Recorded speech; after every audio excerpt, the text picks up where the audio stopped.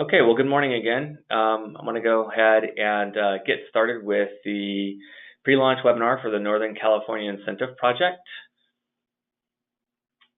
I'm going to go through the agenda that's on your screens today. First, we'll go through a really brief overview of electric vehicles in California, just to kind of position the need for electric vehicle infrastructure.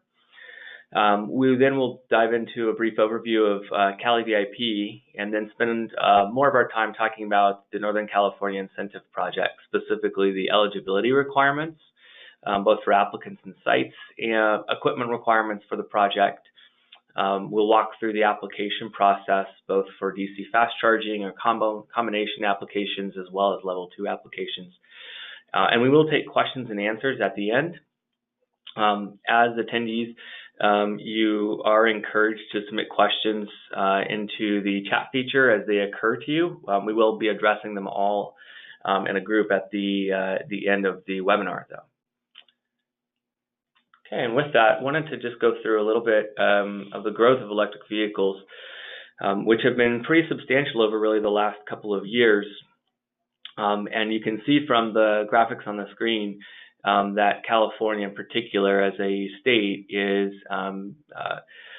head and shoulders above the other states as far as top states in advanced transportation vehicle sales. And looking at the bottom right graph, you can see that across 2018, those monthly sales grew considerably as the year went on, and that trend has generally continued into 2019 as well. So with the upward trend in the sale of electric vehicles, there's increasing pressure and need for electric vehicle infrastructure to support those.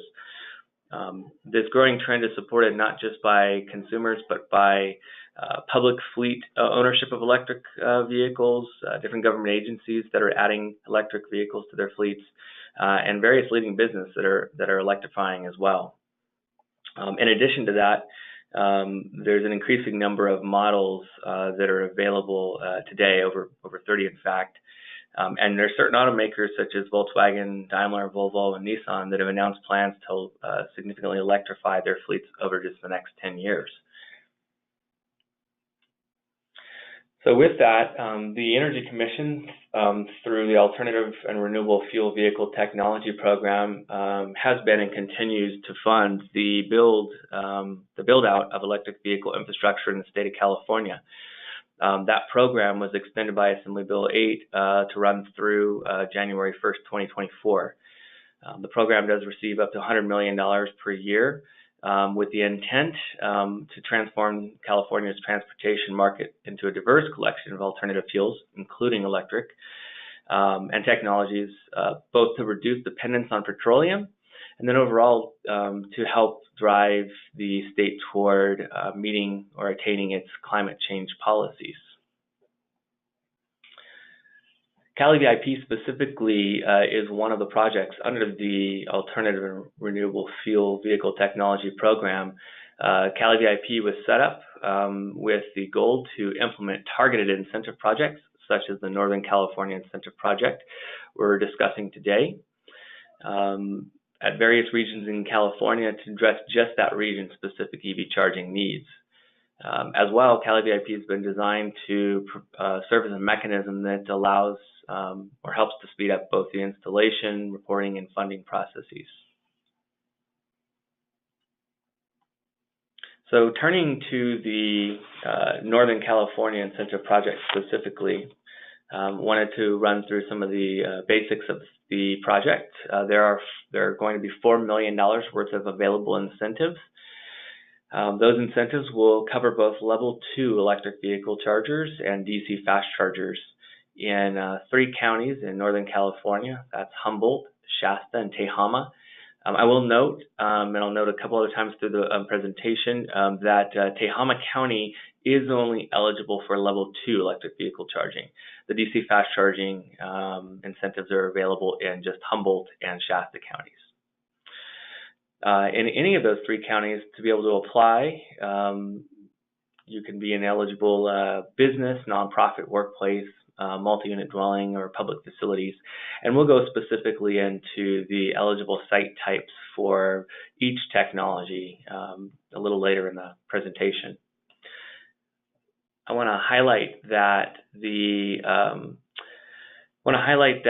project, as with every CALeVIP project, is set up as a first-come, first-served project. What that means is applications that are submitted by owners, property owners, on the date of application submission, they get into line first. Those applications that are submitted by non-site owners and require a site verification form get into line on the effective date of when they submit their site verification form following their initial application. We will begin accepting applications. We're planning to do so in late May, possibly early June, but we are looking at late May to really begin accepting those applications. And with that, I want to open a poll to everybody who is online for you to answer. If you would, please answer the poll that should be available to you now, which is, within which county would you be interested in applying for rebates from? Please select all counties that would apply.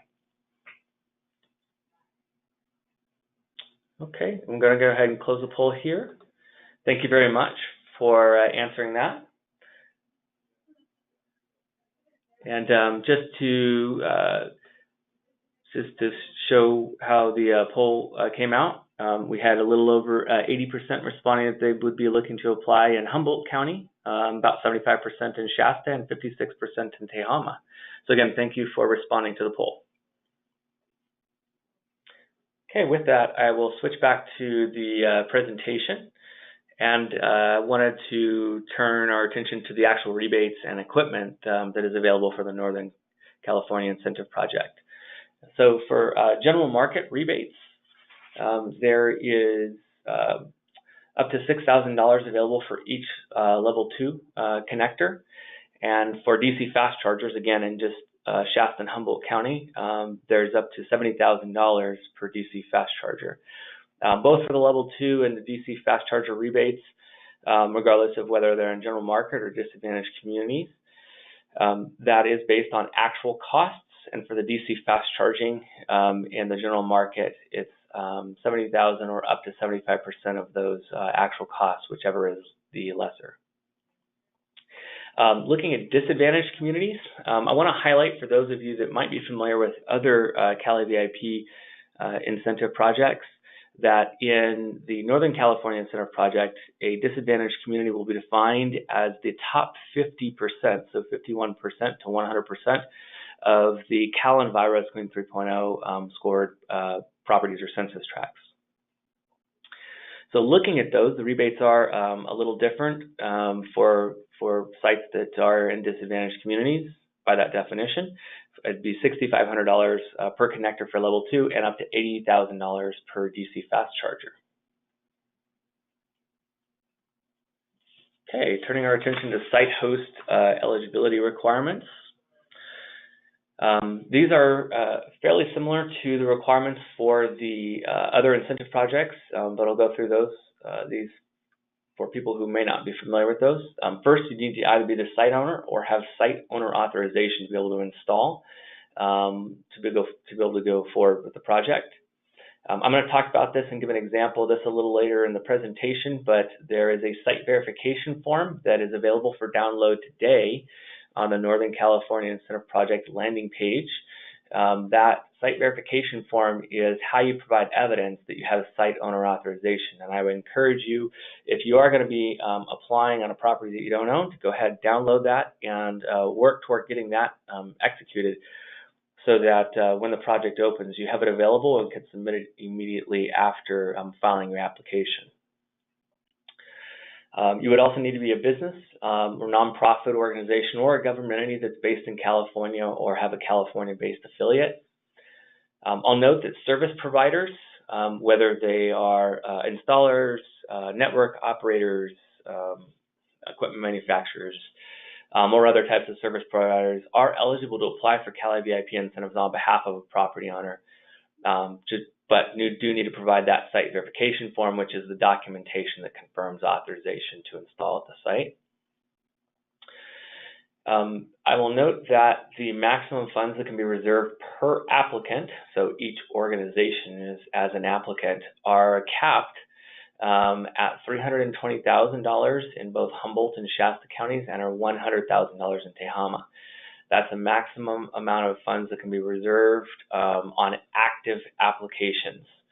So as an example, if an applicant submitted an application for DC fast chargers, 4 DC fast chargers in Humboldt County in a disadvantaged community, would be eligible for up to $320,000. As long as they are actively working on that application, they would not, as an organization, be able to file and reserve funds for a second application. They would, however, be able as an applicant to go to Tehama County and apply for 5 level 2 electric vehicle chargers at, say, $30,000. Okay, looking at the equipment eligibility requirements, we'll go through the brief requirements here. They are detailed in the implementation manual, though, for the project, and that implementation manual, as with the site verification form, is available for download today. I would highly encourage anyone who is interested in applying for incentives under this project to download and be familiar with that implementation manual. For the equipment, in addition to the requirements listed here in the full list of requirements in the implementation manual, you can download from the main CALeVIP.org website under Get Started the eligible equipment list, and anything on that list, whether level 2 or DC fast charging, will be eligible for this Northern California incentive project. So looking briefly at the equipment requirements, the equipment does need to be new and installed for the first time at the site, whether it's level 2 or DC fast chargers. Does need to be on the eligible equipment list that I just referenced, or needs to meet the eligibility criteria. If you're looking at equipment that is not on that list, but you think meets the requirements, we would encourage you to reach out to us in advance to let us know what that equipment is, so that we can begin coordinating with that equipment manufacturer to ensure that that would be eligible equipment for the project. Looking just at some of the requirements for level 2, that level 2 electric vehicle charger or chargers that you would install under the project would need to be networked with a minimum 2-year networking agreement. The chargers would need to be capable of 6.2 kilowatt or greater power transfer. They would need to accept some form of credit cards. The equipment would need to be approved by a nationally recognized testing laboratory program, such as UL. And for level 2 equipment, it does need to be Energy Star certified. Looking at DC fast charger requirements, each DC fast charger does need to be a dual DC fast charger with CHAdeMO and SAE CCS connector options.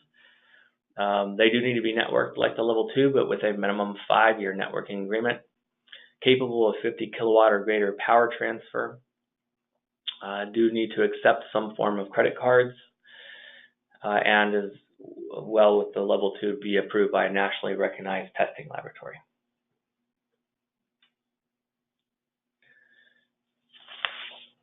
Okay, and looking specifically at DC fast charging installation site requirements, we'll run through the eligible sites are listed on the right-hand side of your screen. That is a complete listing of the eligible site types for DC fast chargers.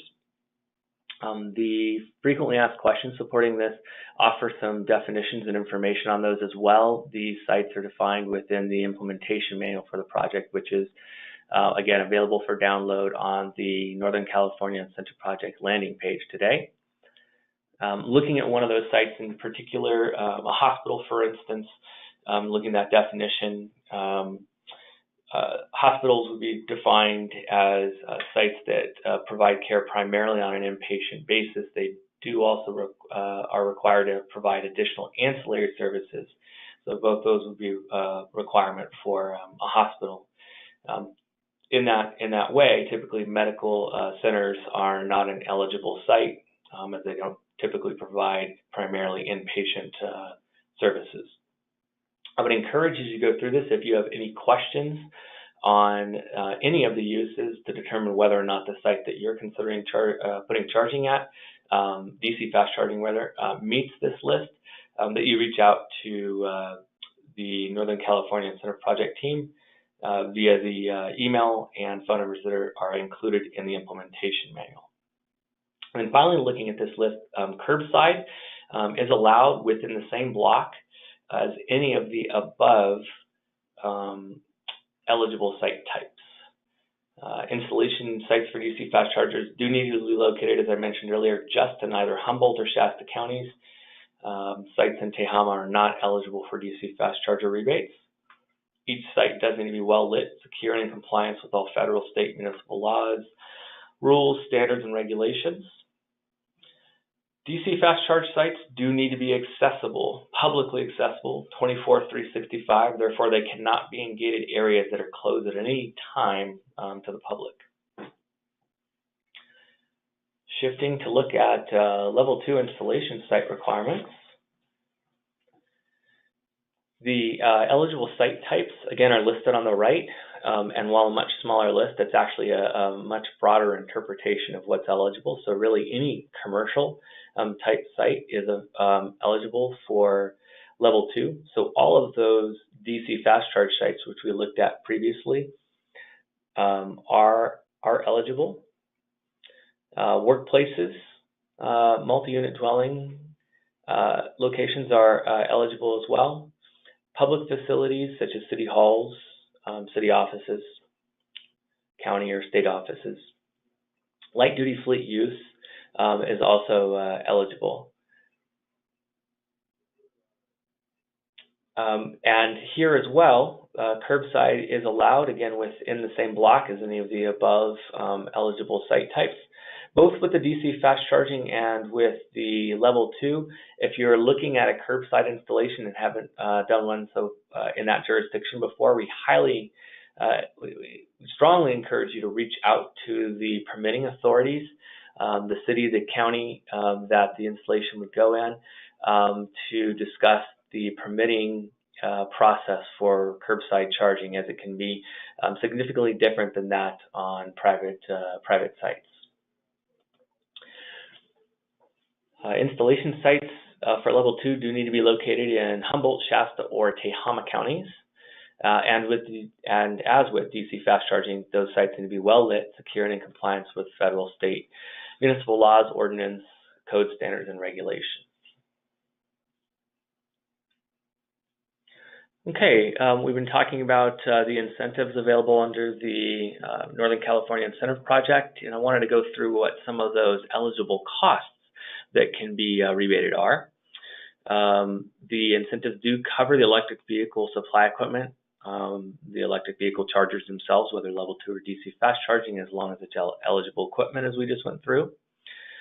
It also covers the installation costs, both the labor and materials that's needed to install that equipment.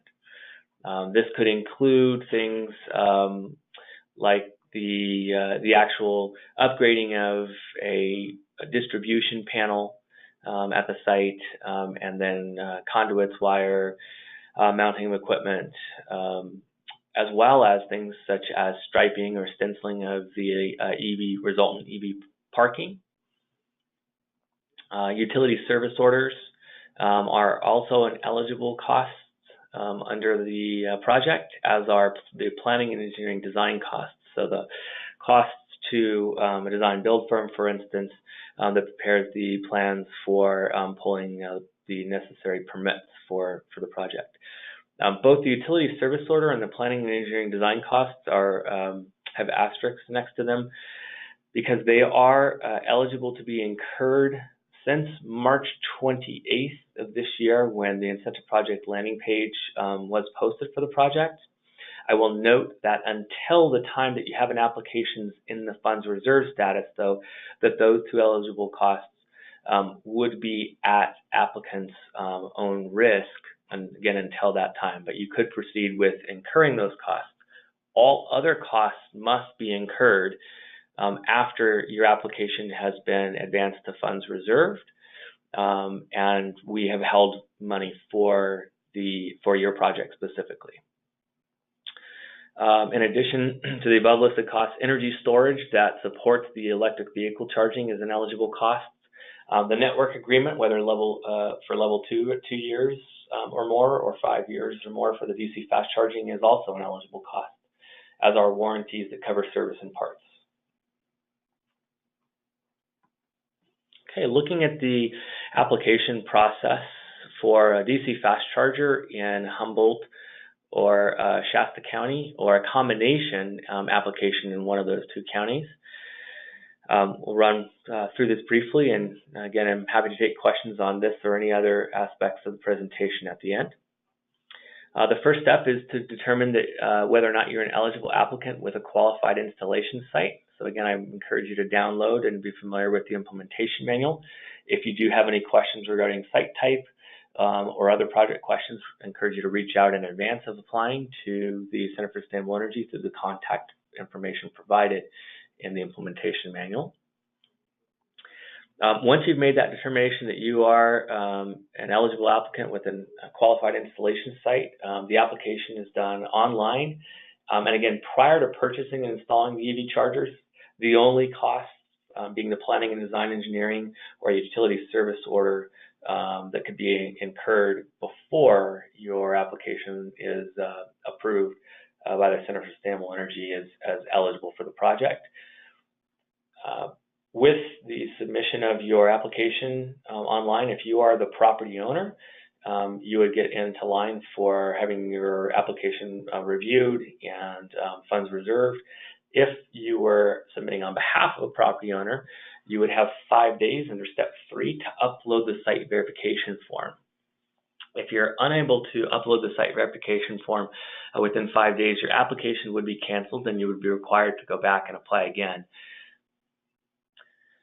Whether you have come from step 2 or step 3, under step 4, the Center for Sustainable Energy would review the application, confirm your eligibility, looking at the installation site type, presence in disadvantaged community, and a number of other points of verification. With that determination that you're eligible, your application would be moved at step 4 into a funds reserve status. And that opens up a 450-day performance period for you to conduct all work, and from permitting, installing, and making operational the DC fast charger and/or level 2 chargers at the site. Step 5 is optional for the DC fast charging or combination applications. You can choose to submit at least your permit, the design engineering documents invoices, and a signed application to receive a milestone payment. You can do so any time after you've entered funds reserved, up to 240 days from that funds reserve date. If you have submitted documentation that meets the project requirements and they are covering eligible costs, the Center for Sustainable Energy under step 6 would process that request and send out a check in the mail for the milestone payment, which could be up to 45% of your reserved funds. If the site is not as a general market site outside of a disadvantaged community, or up to 48% of funds if it was a site located within a disadvantaged community. Whether you've opted to take a milestone payment or not to complete the project under step 7, you would need to submit any remaining installation documents for final payment. And again, that needs to occur within 450 days of your funds reserve date. The implementation manual does detail all of the required documents, and on occasion, additional documents may be necessary to verify aspects of the site eligibility or certain eligible costs. Finally, with the review of that under step 8, the Center for Sustainable Energy would again send out that final rebate check on the mail within 15 days of determination of full eligibility and eligibility of all costs submitted. Looking at the level 2 charger application process that is available in all 3 counties under the Northern California Incentive Project, It's very similar to that of the DC fast charger combination, with the exception of not offering a milestone payment. So again, under step 1, you would make the determination if you're an eligible applicant with a qualified installation site. You'd make an online application submittal. Again, prior to purchasing and installing any EV chargers, with the only exception being planning, design, engineering services, or utility service order that could be incurred since March 28th. Again, if you are not the site owner and submit the application, you would need within 5 days of submitting that to submit the site verification form to have the application continue to move forward. In the level 2 only application process, once the Center for Stimulable Energy determines your application as eligible or qualified, you would have 270 days or 9 months to pull your permits, install the chargers, and make them operational. And again, once you've completed all that work, you would submit the required installation documents for review. And under step 6, Center for Sustainable Energy would review those documents and issue final payment once everything was to be determined in compliance with the project. And that payment would be issued within 15 days of that determination. Okay, so having gone through the application process and nearing the end of the formal presentation, I wanted to highlight a few things that we think are critical next steps for potential applicants. First, if you do not already have a CALeVIP account, we strongly encourage you to go to calevip.org and create an account. That will keep you up to date on the latest information on this project and other CALeVIP projects. If you are going to be submitting the application for a property owner and you'll require a site verification form, we encourage you to go and download that form today, really, and work on getting that completed so that you can submit it immediately following your application submittal. That form is shown on the right side of your screen. And again, it's available for download from the Northern California Center Project landing page. In addition to that, anyone who's registered and those who are attending this webinar, we encourage you to watch your email for additional information on the next webinar, which will be hosted on the day of launch and will include a full visual walkthrough of how to apply, taking you through the steps of actually walking you through the actual module, online application module. And with that, I think we have a couple of polls we'd like to put before you again. The first is, would you be applying as a site owner or as a service provider? Please select one. And again, as applying as a service provider, that would be one where you are a non-site owner and will require a site verification form. We'll give everyone a few minutes to answer this question. Okay. We're going to go ahead and close this poll. Thank you all for providing that information. And we've got one additional poll, I think, before we go to the question and answer. We'll go ahead and open that poll. And that is, would you like to be invited to the next Northern California Center Project webinar? Again, that will be held on the day of launch, and it'll be specifically walking through the actual application process in detail. Please take a few moments to respond to this question. Okay, we're going to go ahead and close that poll. Again, I appreciate those who responded. Thank you very much. We will be shifting over to a question and answer. And I do encourage you, if you have not yet submitted questions but have questions for us, to please submit those. We will be reading the question out and then providing a response to that. And one thing I will encourage you, as you have comments on the Northern California Center Project, not just questions, but comments perhaps on additional sites that you think should be eligible site types or anything of that manner, for instance, to provide those to the California Energy Commission docket for the project, not as questions, since the Energy Commission won't be responding to those. Any actual questions for the pertaining to the project, and if you've got an eligible site, for instance, you can again use the email and phone number that are provided in the implementation manual to ask those of Center for Sustainable Energy staff. Okay, and looking at a few of the questions that have come in, the first is from Oliver. Oliver asks, are there any funds available for Southern California market, specifically Glendale? That's a great question. The California Energy Commission has, under CALeVIP, launched a Southern California incentive project that did cover Glendale, that did focus just on DC fast charging. And those funds at this time, Oliver, have been all committed. I do encourage you to watch that project in case there is additional funding available for that in the future.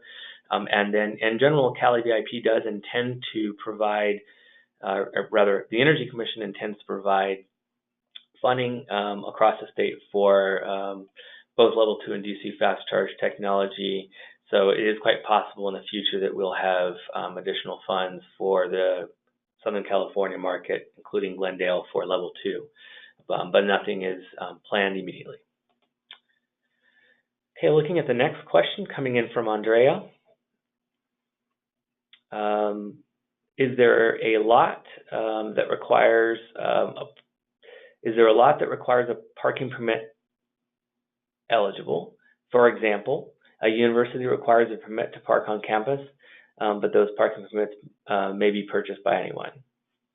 So yes, under CALeVIP and the Northern California Incentive Project, if the parking is pay at a location, but still publicly accessible, it is an eligible site type for charging. In particular, a university, unless it is being located with a use on that university that is one of those DC fast charger listed eligible sites, it may be only eligible for level 2. And I wanted to add a little information on to Oliver's question as well, and this is information that is linked on the CALeVIP webpage as well, and that's that Glendale Water and Power does have a level 2 rebate program that you may look into. And again, that link is available on calevip.org. Okay, a third question comes in from Kitty. And the question is, for free charging, do you still need to have a credit card reader? And under CALeVIP currently, there is not a requirement that if you were to offer the charging for free that you would require a credit card reader. I say that with a little bit of hesitation, as the state, through Air Resources Board regulations and requirements, is considering different requirements for credit card transactions at electric vehicle chargers, both level 2 and DC fast chargers. And if you have additional questions on those, would encourage you to reach out to us again directly through the contact information in the implementation manual. We can provide more detailed information on those requirements that are currently outside of this program and currently under development. Okay, a fourth question comes in from Todd, and it is, can this work in conjunction with other California state programs? That is double dip off of DGS contract. In general, the CALeVIP and Northern California Incentive Project is designed to be able to stack, or is intended to be able to stack with other incentives that are available. In reference to sort of the double dip, the one thing I will note is that CALeVIP as a project reviews applications to ensure that in stacking with other incentives, that there is not direct profit coming from the incentives of the various projects or programs to the applicant. Okay, and if there are any other questions, we encourage you to submit those now. We'll give a few moments. Otherwise, that's what's come in to this point.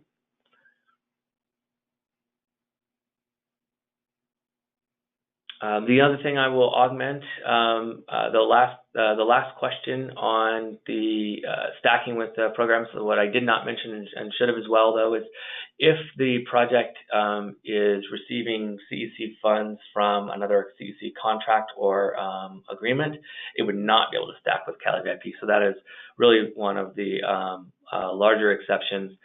In addition to that, you would see, looking at the implementation manual, that CALeVIP is really designed to serve, when we're looking at level 2 equipment in particular, serve multi-unit dwellings and businesses that would require 10 or fewer chargers, and therefore would not easily stack with, for example, some of the investor-owned utilities like Pacific Gas and Electric's programs that really focus on 10 or greater units.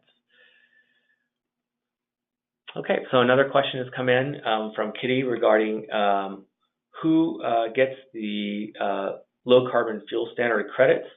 That's a great question. Under the Northern California Incentive Project, those low carbon fuel standard credits could flow to whoever those regulations allow. There are no stipulations that those need to flow to any specific party. In general, that they can tend to accrue to the station owners. If you have additional questions on that, Kitty, we do encourage you to reach out to us offline as well.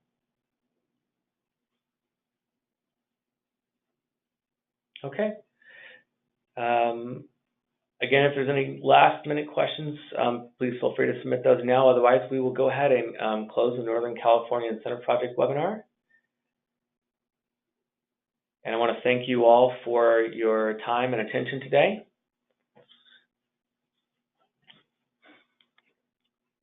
Bye.